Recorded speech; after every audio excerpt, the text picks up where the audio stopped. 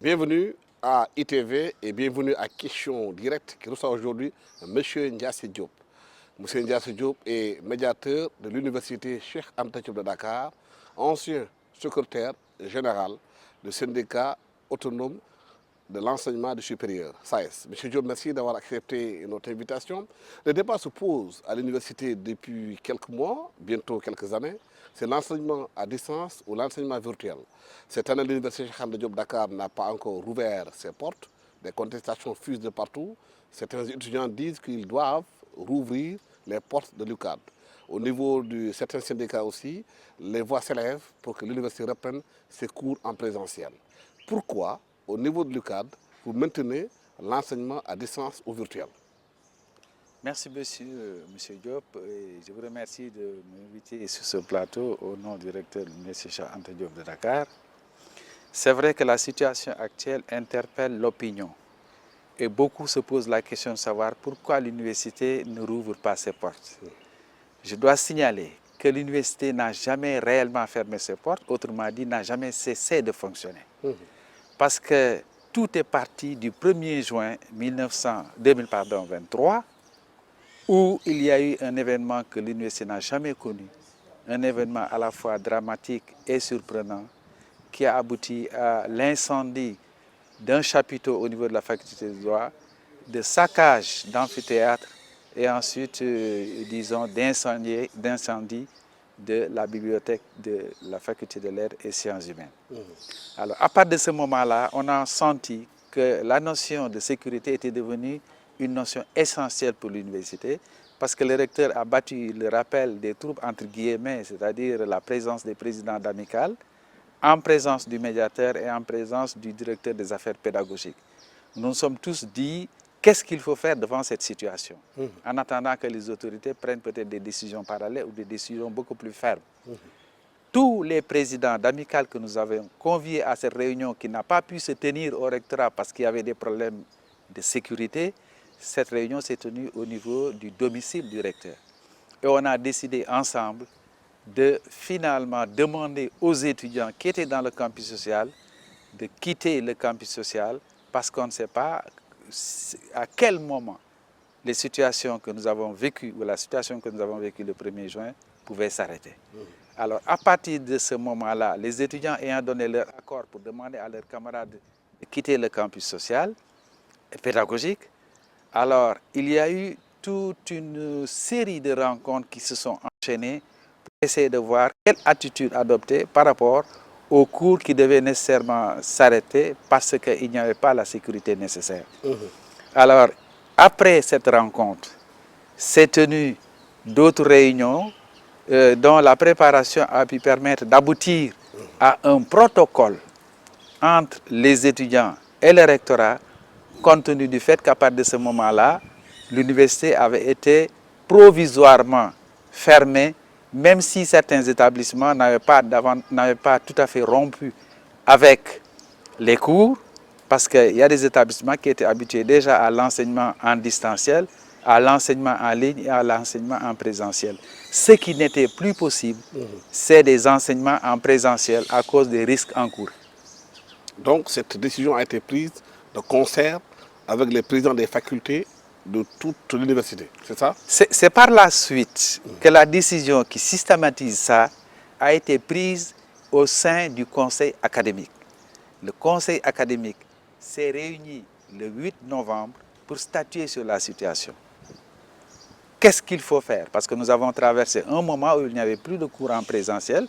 Les établissements comme l'ESP et autres pouvaient encore faire des cours parce qu'habitués à faire dans le distanciel et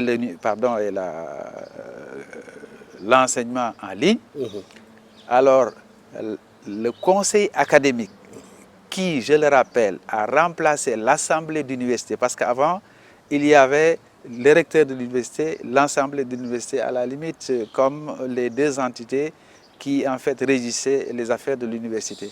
Alors, à partir du moment où de nouveaux textes sont apparus, on a maintenant un conseil d'administration à l'université et un conseil académique. le conseil académique est l'instance suprême de l'université Cheikh Anta Diop et de toutes les universités du Sénégal.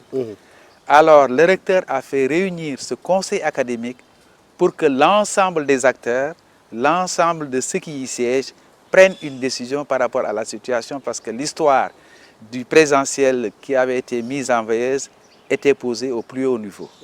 La conclusion, c'est que le conseil académique a demandé à ce qu'on suspende les cours en présentiel et qu'on les remplace par des cours en distanciel et en ligne là où c'est possible.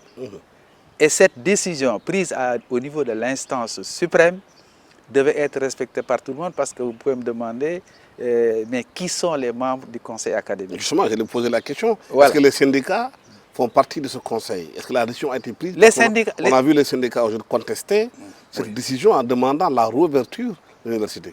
Les syndicats sont conviés, même dans l'ancien l'assemblée de l'université Cheikh Anta Diop, les enseignants étaient représentés par l'intermédiaire des deux syndicats constitués, le SAES et le SUDES. Ceux qui n'étaient pas présents à l'occasion des premières réunions du conseil académique, c'est les étudiants. Mais les étudiants avaient boycotté le conseil académique en récusant le fait qu'ils n'avaient que 2 représentants. Donc, ils avaient opéré ce qu'on appelle la politique de la chaise vide. Mais dans cette assemblée du 8 novembre, le recteur leur a donné la possibilité de venir défendre leurs intérêts et ensuite de convaincre les membres du conseil académique. Et le conseil académique a décidé qu'il fallait suspendre les cours en ligne, continuer à fermer l'université entre guillemets et qu'il fallait mettre en place un conseil de sécurité qui finalement a été élargi à tous les doyens, à tous les chefs de département, pour que des propositions puissent être faites dans le sens d'entrevoir la possibilité de remettre les cours en présentiel. Mais aujourd'hui, l'université, à votre avis, n'a pas les moyens de rouvrir les amphis. Qu'est-ce qui se passe? Il y a eu des dégâts qui ont été causés. Est-ce que ces dégâts ont été réparés? À combien s'élève la facture? Oui. Ce qui a été saccagé, notamment le grand chapiteau de la faculté des sciences juridiques et politiques, n'est pas encore totalement, enfin ce n'est même pas encore réparé, pour ainsi dire, parce que vous savez, Alassane, que bon, les marchés publics passent par un certain nombre de circuits. On ne se réveille pas d'un coup pour dire voilà, on répare. Il y a des procédures qu'il faut suivre pour les réparations. Mais ce qui est important, c'est que la volonté du directeur était bel et bien là, et encore bel et bien là, pour arriver à ce que les cours reprennent dans les meilleurs délais. Alors, ce qu'on a décidé, et qui est une avancée notoire par rapport à la première posture du conseil académique, c'est qu'on a dit qu'on n'a qu'à essayer, compte tenu de la pression et des errements de l'opinion, on n'a qu'à essayer de faire revenir les enseignements en présentiel sous forme de tests. C'est-à-dire que pour le présentiel qu'il faut faire revenir, il faut que les cours se passent dans des sites de l'UCAD excentrés. Pas dans l'UCAD central. Pas dans l'UCAD seulement. Oui, pas dans l'UCAD central. À d'autres sites ailleurs. D'autres sites ailleurs. À travers la ville. Oui, à travers la ville, il y a l'école normale, il y a l'ECA.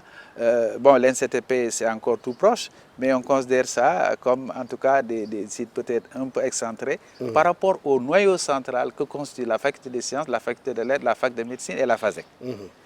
Et ensuite, ce n'est pas innocent parce qu'au niveau de ces 4 facultés, nous avons les plus gros effectifs.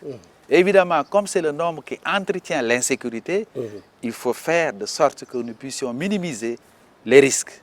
Mais une chose est sûre, c'est que le conseil académique est vraiment décidé et le recteur aussi qui est responsable à la limite de l'intégrité physique des étudiants qui viennent comme apprenants. Le recteur ne peut même pas accepter le principe d'1% de risque parce qu'il sait ce que cela signifie, il sait ce que cela signifie mort d'étudiants.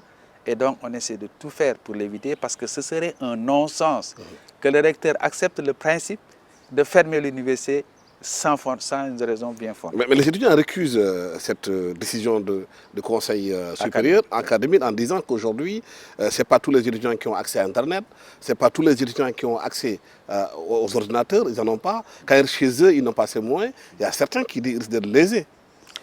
Oui, ça, c'est disons, une posture des étudiants que l'on peut comprendre comme étant une posture. C'est un argument qui tient. Oui, je Un veux dire fils, que... par exemple, de Barakoun ou bien de Bakel, qui est rentré à Bakel, qui est étudiant, qui n'a pas où loger à Dakar, obligé de rentrer à Bakel. Il n'a pas Internet, il n'a pas peut-être l'ordinateur. S'il n'est pas là, il est perdu par les cours. Comment vous faites pour que ces gens-là puissent avoir accès aux cours? Oui, M. Diop, le recteur a mis en avant une batterie de mesures d'accompagnement Lesquels?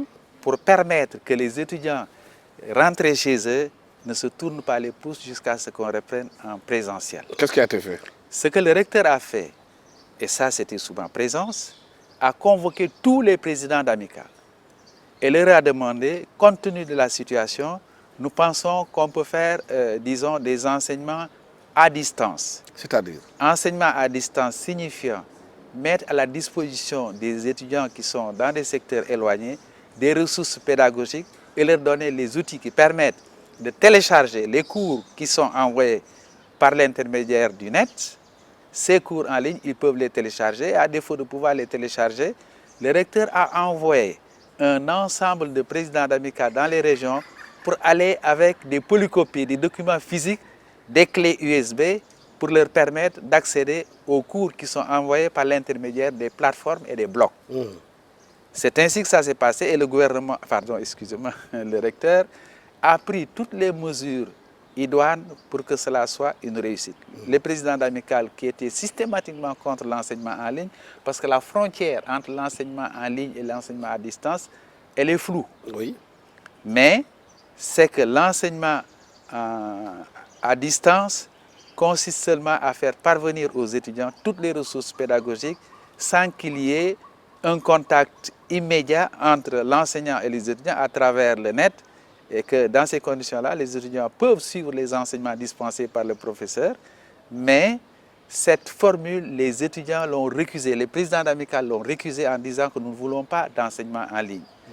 Alors, à partir de ce moment-là, le recteur et toutes les autres universités académiques se sont posé la question de savoir, mais est-ce que nos étudiants ne sont pas un peu en retard par rapport à l'actualité, parce que finalement, c'est le numérique et le digital qui régissent le monde.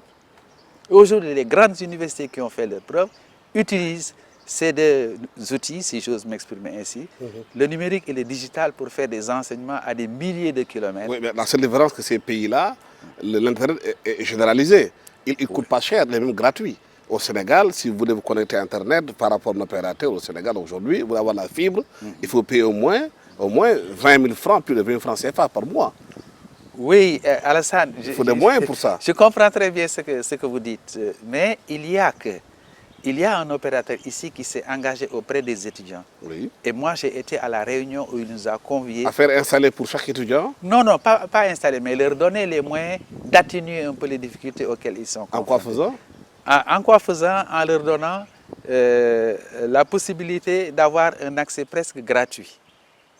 Qu'ils puissent se connecter, mais assorti de l'obligation de ne pas se mettre à télécharger autre chose que du pédagogique. Ça, c'était la limite un peu de l'offre qui avait été faite aux étudiants, mais les étudiants l'ont accepté. Et aujourd'hui, pourquoi? Et tout le monde sait que le numérique et le digital sont aujourd'hui irréversibles. À travers le monde, tout le monde sait que c'est irréversible. Donc là, l'Université Cheikh Anta Diop ne va pas déroger à la règle, ne peut pas reculer devant l'utilisation du net et du digital.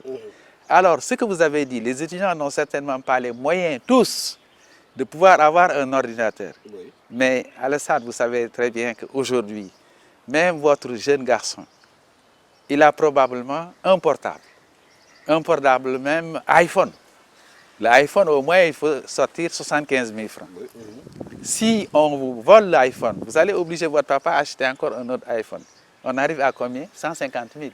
150 000, on peut obtenir un ordinateur de seconde main. Mais ça, c'est Dakar, c'est pas évident. Non, non, non, dans les régions. Oui, Alassane, non. Tout. Je suis tout à fait d'accord avec vous, ce n'est pas les mêmes échelles. Oui. Mais les mêmes réalités. Ce n'est pas les mêmes réalités. Mais il y a d'autres possibilités que le recteur a entrevues. Lesquelles? Ces réalités, c'est qu'un peu partout, dans les régions, dans les départements, on a installé des zénos, des espaces numériques dédiés aux étudiants qui sont dans ces établissements et qui a été expérimenté au niveau de l'université virtuelle sénégalaise. Vous connaissez très bien l'université sénégalaise, c'est un laboratoire de l'utilisation du numérique. Ils ont leur ENO, leur espace, et ensuite on a mis en place un programme, un étudiant, un ordinateur. Et cela permet aux étudiants d'étudier correctement et les gens sont même un peu surpris de savoir que l'université virtuelle sénégalaise est presque la deuxième université du Sénégal. Et les choses ne se passent pas si mal. Et ce qu'il y a au fond, au cœur de ce programme, c'est le numérique. Oui, mais certains disent que le conseil académique a pris des décisions politiques. Pour eux, c'est parce qu'il y a Ousmane Sonko qui mobilise beaucoup de jeunes et que l'université est une force de frappe pour l'opposition en temps de contestation, que l'université a pris cette décision parce qu'on va vers des élections, la présidentielle. Oui, moi je ne partage pas cette opinion, même si quelque part quelqu'un peut faire cette interprétation. Je suis à l'université Cheikh Anta Diop en tant qu'enseignant depuis 39 ans.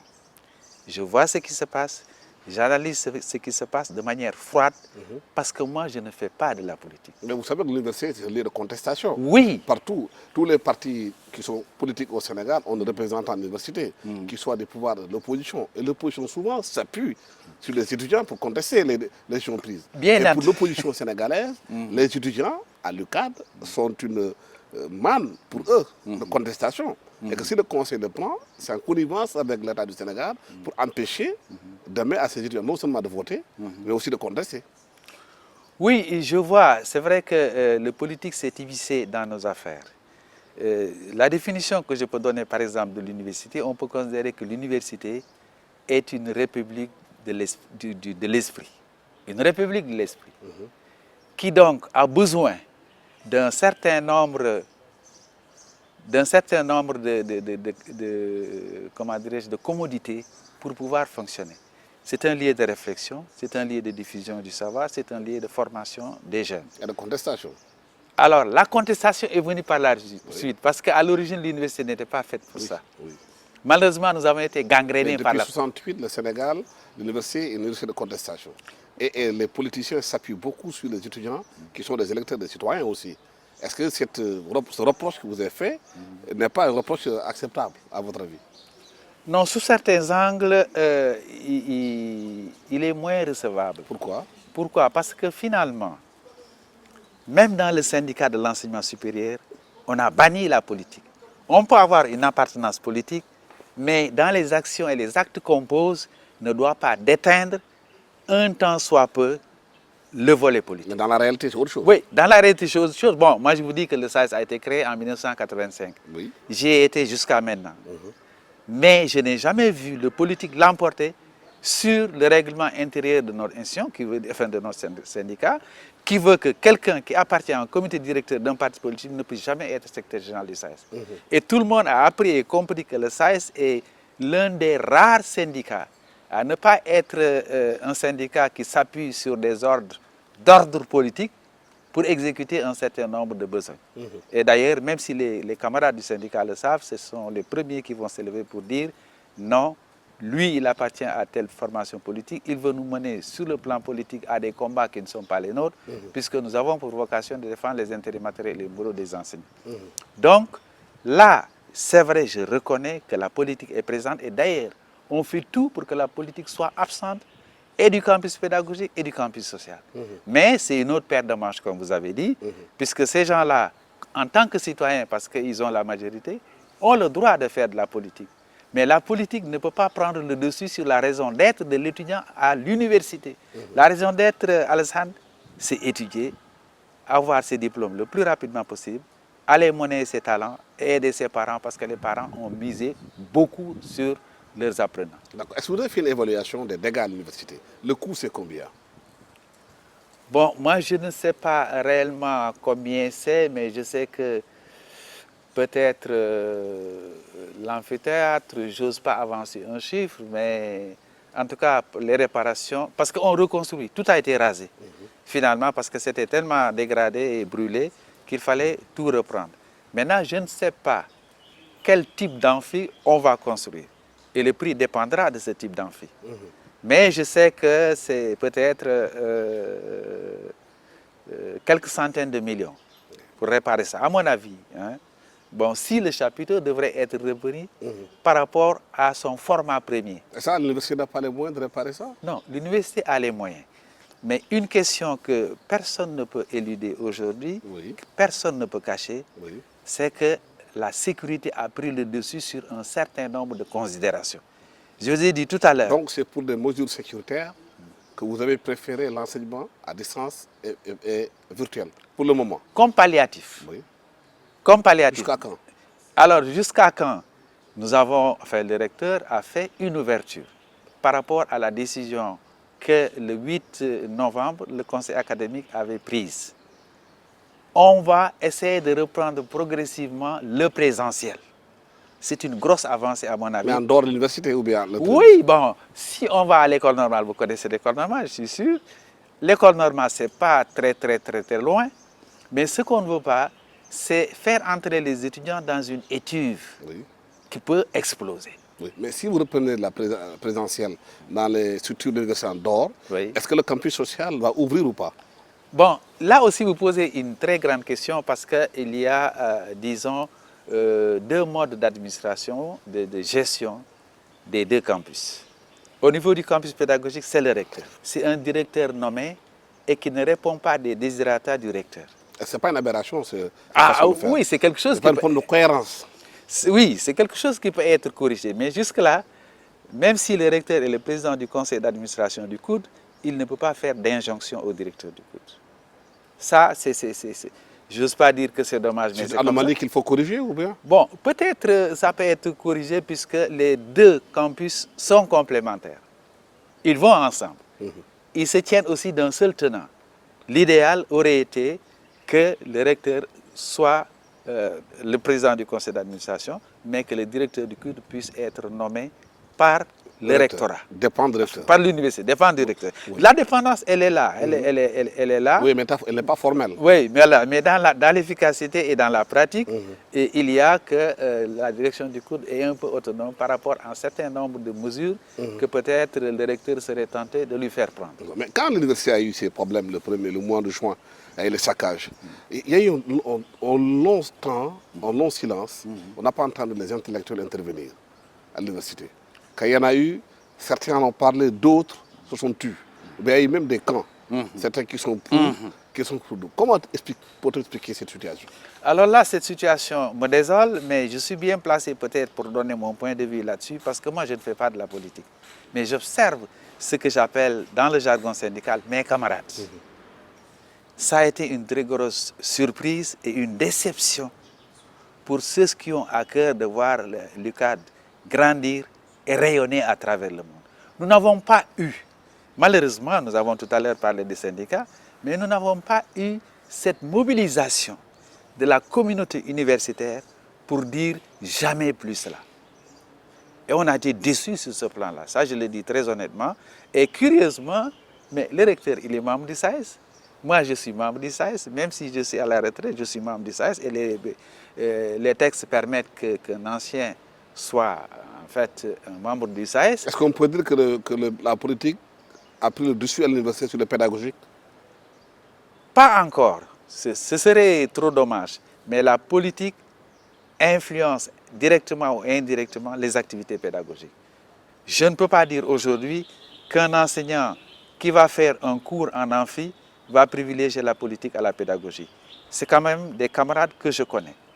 Mais il y a cette chose rampante qui est nuisible au fonctionnement de l'université et qui malheureusement a atteint son paroxysme avec l'atmosphère délétère politique qui règne au Sénégal. Oui, mais parce que l'histoire renseigne, à chaque fois que le populisme a pris le dessus, que la dictature de la pensée a pris le dessus, on attaque d'abord les musées, les lieux de culture et les lieux de savoir.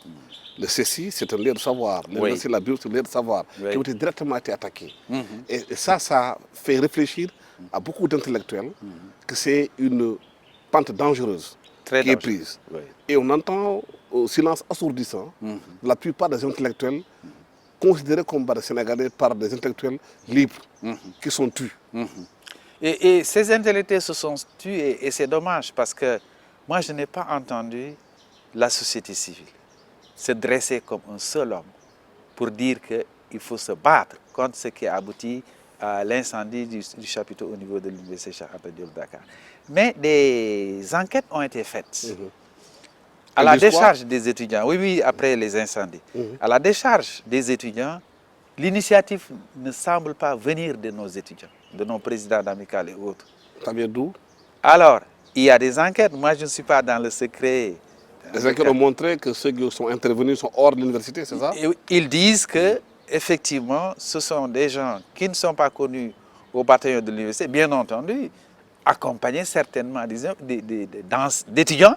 Ce n'est pas tout le monde. Ce qu'on peut dire, c'est que il y a les présidents d'amicales, il y a un collectif des amicales, mais ce n'est pas le collectif qui a pris la décision, ce n'est pas le collectif qui a donné l'ordre d'aller saccager les endroits où il a la Il y a possibilité. eu quoi, des infiltrations, c'est ça? C'est ce que certainement laissera entendre ou voir les enquêtes qui ont été faites. Parce que, pourquoi le rectorat est fort de ce qu'il dit, c'est que pendant qu'on brûlait le chapiteau, mais curieusement, les gens ne s'en sont pas rendus compte, mais il y avait des drones au-dessus.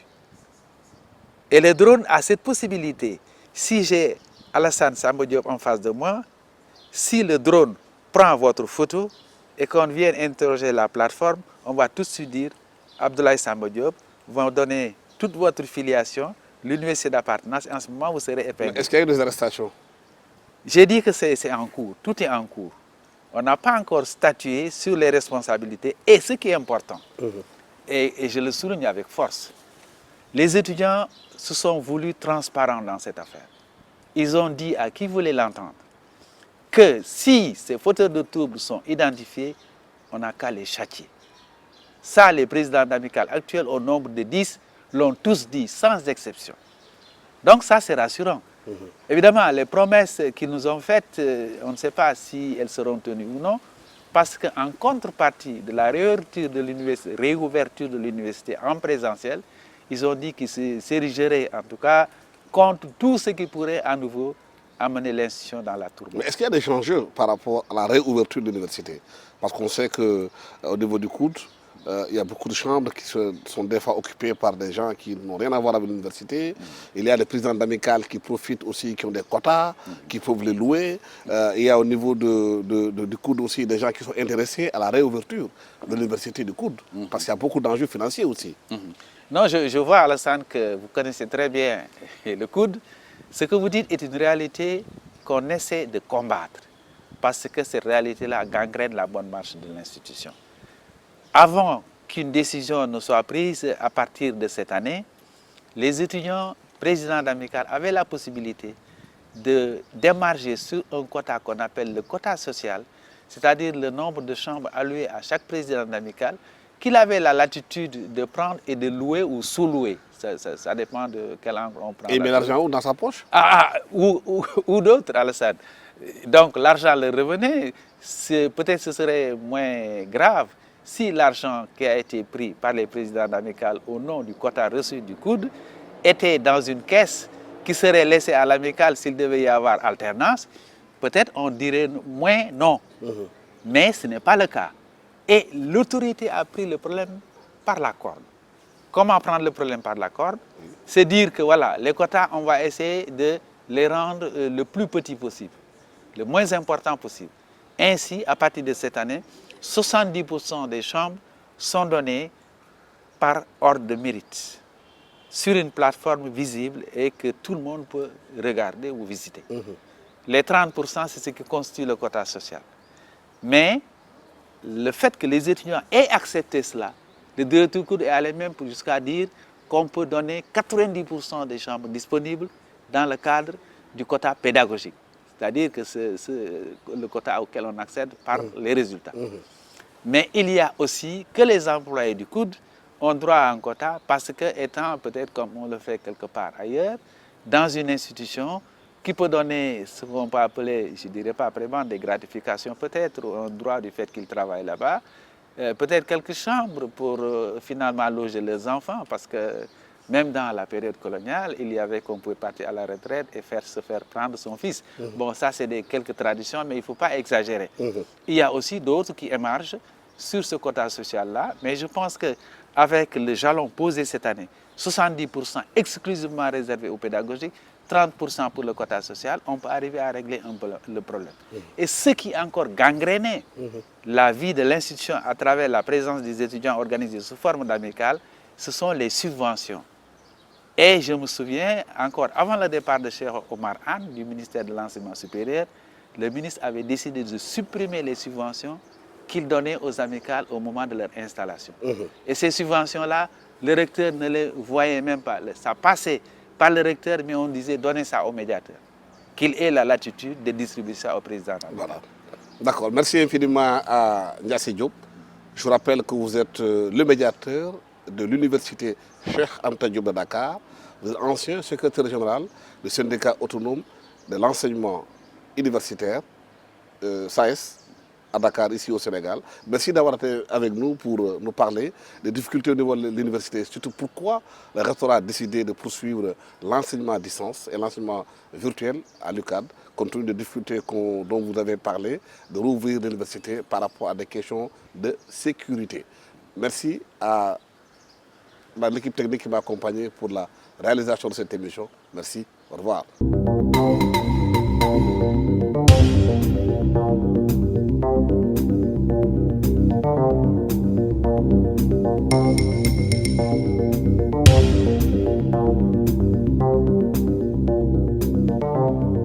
Thank you.